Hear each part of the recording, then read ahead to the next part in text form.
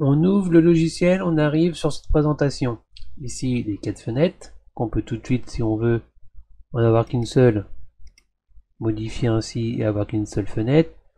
On clique là, clic gauche, on peut modifier en vue perspective. Si on veut déplacer la caméra, alors il y a ces touches ici, enfin ces icônes ici pour modifier la caméra, l'orientation, le zoom, etc. ou la main. Mais c'est mieux de tout de suite utiliser les raccourcis plutôt que d'aller chercher par exemple ici pour la rotation. Voilà. Si on veut zoomer, clic gauche toujours enfoncé, on zoome, on dézoome. Si on veut se déplacer comme ça, c'est un peu casse-couille. Donc le mieux c'est d'utiliser les raccourcis clavier. Donc là on laisse enfoncer la touche ALT plus le clic molette, on tourne. On fait glisser la molette, ça zoome et ça dézoome. Et puis si on veut se déplacer, c'est clic molette sans la touche ALT. Donc c'est vraiment les raccourcis vraiment à connaître absolument. Pour la barre d'outils avec toutes ces icônes là, je vais vraiment vous présenter les principales qui selon moi sont vraiment à connaître quand on commence dans un logiciel. Donc les retours en arrière ou en avant, là. Donc undo, undo ou CTRL Z là-dessus. Ici les trois outils donc de move de l'objet, select et move, rotation et escale. Échelle pour modifier l'échelle de l'objet, donc là ici l'objet est sélectionné. Merde.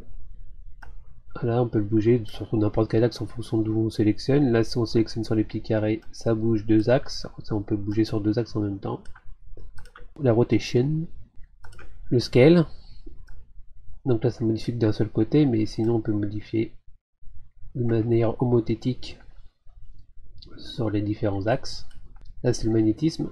Pour faire du miroir, c'est-à-dire qu'on a l'objet, on peut le dupliquer au besoin. Par exemple là c'est sélectionné, on fait le mode miroir, on dit sur quel axe on veut le transformer, etc. Est-ce qu'on va mettre une copie et on va mettre un offset pour qu'il y ait un décalage justement et qu'on puisse voir l'objet qui soit pas sur l'autre, parce que si on met pas de décalage, offset, et il sera au même endroit. Donc on voit bien que ça s'est dupliqué ici. C'est pour mettre le panneau des calques, parce qu'on peut, comme dans le start des logiciels de retouche d'image, travailler sur différents calques pour les cacher ensuite. Le matériel éditeur, donc on peut y accéder comme ça ou en allant dans matériel éditeur, donc là c'est plus simple.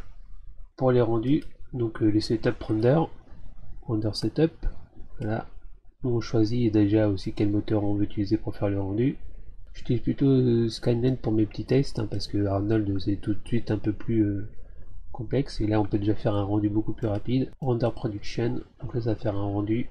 Vous voyez l'exemple, pourquoi j'ai mis Arnold, c'est que là le rendu s'est fait tout de suite, mais pourquoi j'ai pas mis Arnold, le rendu s'est fait tout de suite. Si je mets Arnold de base, vu comment il va être configuré,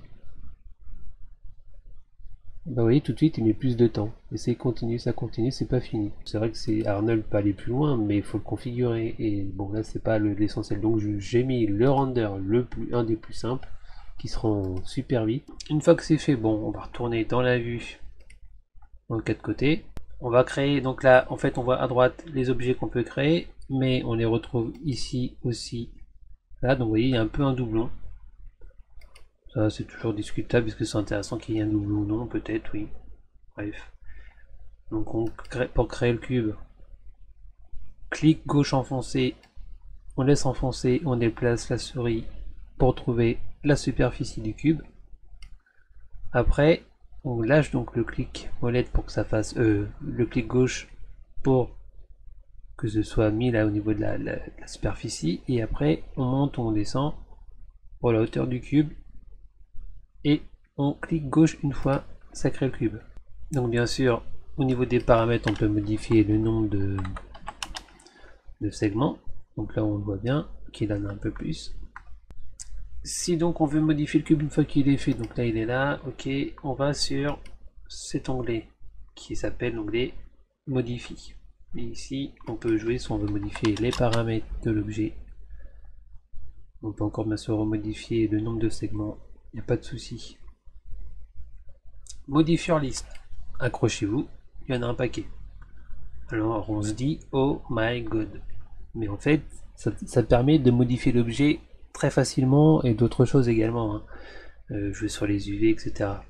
Par exemple on se dit là le cube je veux le faire, se déformer, le courber, comment je vais faire? Il y a un modifieur qui va bien, par exemple il y a le bend. Donc,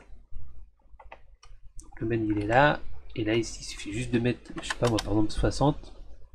Bon, moins 60 parce que c'est pas très beau là. Et voilà comment on peut courber le cube assez facilement. On peut aussi faire ça sur un autre axe, vous voyez. Donc c'est bien pratique, et la direction aussi. Du coup on peut jouer là-dessus, hein, on peut s'amuser. Et bon, on peut mettre aussi des limites. Donc voilà pourquoi les modifieurs c'est long, c'est chiant parce que c'est juste un mot comme ça, mais euh, c'est important de bien connaître les modifieurs pour travailler avec 3D Studio Max. Pour éditer l'objet, on va sur l'onglet modifier, clic droit, éditable poli. Est-ce qu'on veut sélectionner les points, les arêtes ou edge, les bordures, les polygones ou tout l'élément? Donc là, si on fait tout l'élément, tout est sélectionné. Là, un polygone, ça fait juste un seul côté. On utilise l'outil de move, où on fait la lettre W, et comme ça on peut l'agrandir. Sinon, on prend un point.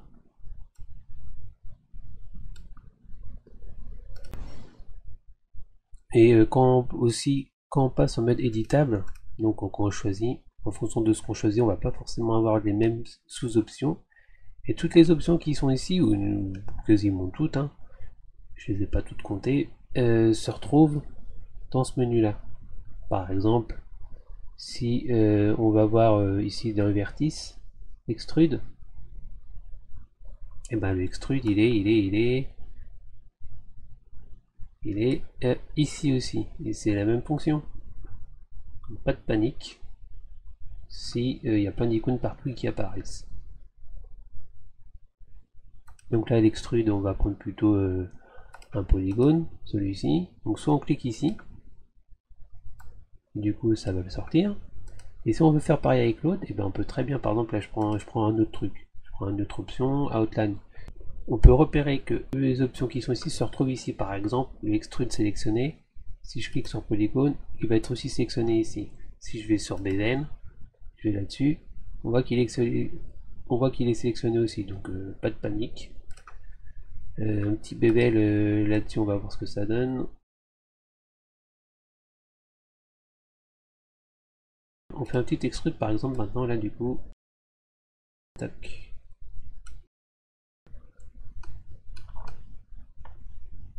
En dehors de ce modifie, on va retourner par exemple sur le create. Donc là il y a les shapes, donc autrement dit les formes dessinées en spline, hein. Donc un cercle, une ligne, etc. Il n'y a pas vraiment de magie, c'est assez classique. Les lumières, hein, il y a différents modes de lumière. Je sais pas si on va en créer une, la target light. Non, plutôt free light, je préfère. Free light. Pareil, hein, si on veut modifier la free light, on va dans les modifications ici. Là, on trouve les informations. La target density, si on augmente, ça va éclairer plus fort. Oh, oui, bah, je dis de la merde. Color Kelvin, intensité. Si on augmente ici l'intensité, bah oui, ça éclaire plus fort. On peut aussi changer la couleur, etc., etc. Un petit peu caméra, les headbursts, l'espace warp, donc là un peu pour jouer avec la gravité, les moteurs, le vent, etc. Et là pour tout ce qui est articulation au niveau de l'animation aussi. Donc il y a encore d'autres paramètres, hein, d'autres onglets, mais on les verra une prochaine fois. Qu'est-ce que je peux vous présenter ici dans la hiérarchie? Ce qui est important, on se dit mais qu'est-ce que c'est que toutes ces icônes? Mais ça c'est tout bête, hein. C'est juste par exemple ici, display géométrie. Si vous voulez, dans la hiérarchie, quand vous avez beaucoup d'objets devant scène, vous aurez beaucoup d'objets. Si vous voulez en faire disparaître, vous pouvez cliquer sur géométrie, comme ça vire toutes les géométries, ou toutes les lampes, ou toutes les caméras, voilà. Ici, bah, c'est assez classique, hein, la barre d'animation, hein. On peut ajouter des images clés, etc.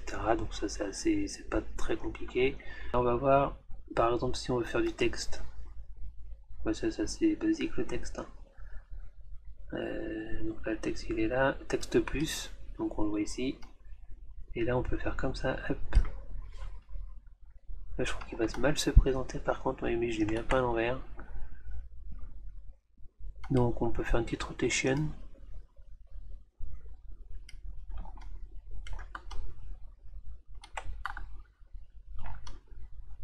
Bon, il n'a pas d'épaisseur, donc ça craint un peu. Donc ce qu'on peut faire là-dessus, extrude, on va mettre 10. Voilà, tout de suite il y a de l'épaisseur, c'est déjà plus cool. On peut mettre 2 ici. Et puis le beveling, happy text. Comme ça va être un peu arrondi. Merde, il est parti où? Texte, on va le récupérer. Voilà. Bevel, on va peut-être mettre 2.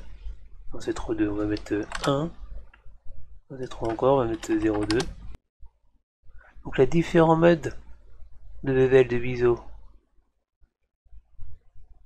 On va mettre peut-être celui-ci en concave, lequel est le plus beau? Non, Edge, Lunar. Finalement, vous voyez, on peut faire avec les flèches du clavier pour changer, ça va faire un gain de temps.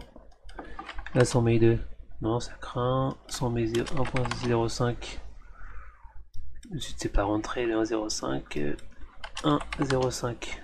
Bah, mais on met 1 alors. Si on met 5 là,